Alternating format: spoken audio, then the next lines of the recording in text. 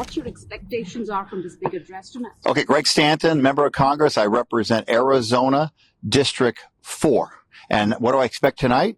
I think it's going to be, unfortunately, not a good speech. And I'll tell you exactly why.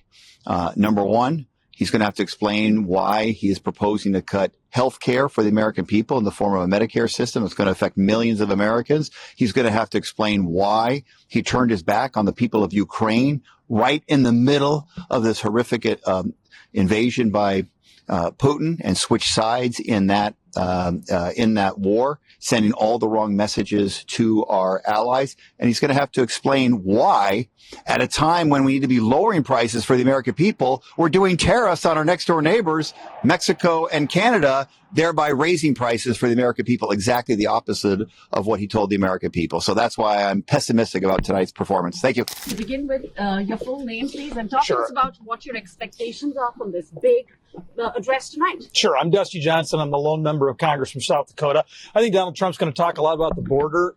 Illegal crossings are down 95% in just the last couple of months. I think he's going to talk a little bit about the Ukraine war. And clearly, we want a lasting and fair peace. It seems like he's got a mineral deal that President Zelensky might be in favor of, and that could be a good development.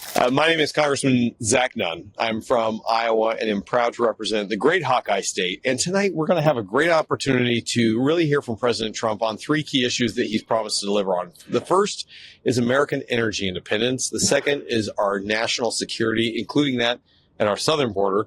And the third is getting our economy back on track. And this means tax cuts to be able to help working class families keep the things they need, as well as bring down federal spending so that we don't have so much money going to Washington and we can keep that money directly in our communities.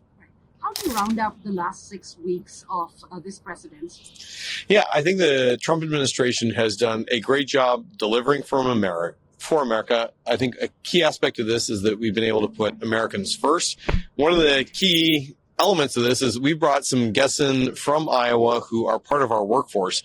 You can't have a Made in America first plan without a workforce that's made in America. And this is a partnership that we've done through our trade skills, making sure that people have the apprenticeship programs that work, as well as being able to have those skill sets necessary to do the manufacturing, the advanced technology, and the innovation that really only America is providing the world. Talk to us about your expectations from this big address. Is this your first? This is my first time in Washington, D.C., actually, and the first time for an address. And so my expectations are I want to learn about what we're going to do for the working people in America. That's what I want to talk about, and apprenticeships in America. Right. Your take on what's happened between the U.S. and Ukraine and, America's foreign policy in terms of Canada, Mexico, China, and Ukraine. I will say this. That's a whole bag of things. Let me just say this. Well, my name is Scott Franklin. I'm from Florida, represent the 18th Congressional District in Central Florida, and very excited to hear what the president has to say tonight. I know the American public is interested to hear after his first 6 weeks or so on the job exactly how he feels we're progressing and what lies in store for the weeks and months ahead. Right. How do you sum up this last 6 weeks? Of this presidency? Fast-paced? Fast-paced is an understatement. I think, we were just saying that I think he is treating every day as though, it's the last, and he's making the most of every minute that he has because he knows he's on limited time to get everything accomplished. Talk to us about your expectations from this address tonight. Congresswoman Luz Rivas from California's 29th District. Tonight, I expect to hear President Trump give concrete plans on a path to citizenship for our dreamers, for an undocumented immigrants, a lot of them that I represent in California.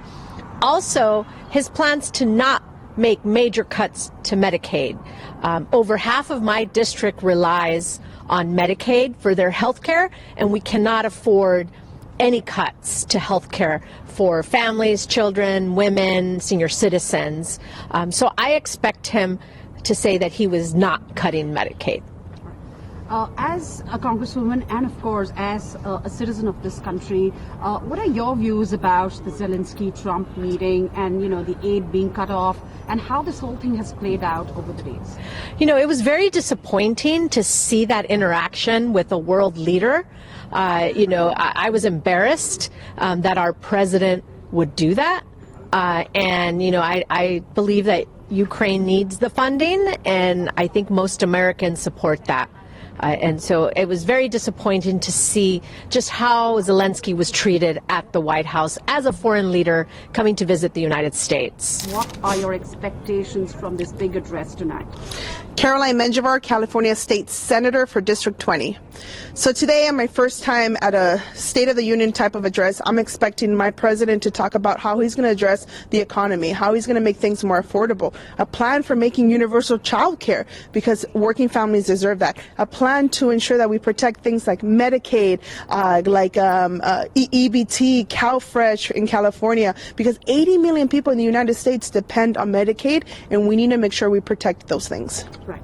Your views on, the foreign policy, the way it has played out over the days, feds being fired, state of the nation at this point. What are your views on that? As a Marine Corps veteran who served in the Marine Corps for 7.5 years, I think about my fellow veterans who are getting fired from their federal jobs, and it's absurd to me, because there's one thing we should agree on is that we protect our veterans who defended our rights to be here in the United States. I think about if we want to make things more affordable, we don't fire people, we lift them up. So I'm looking for more leadership coming from the president.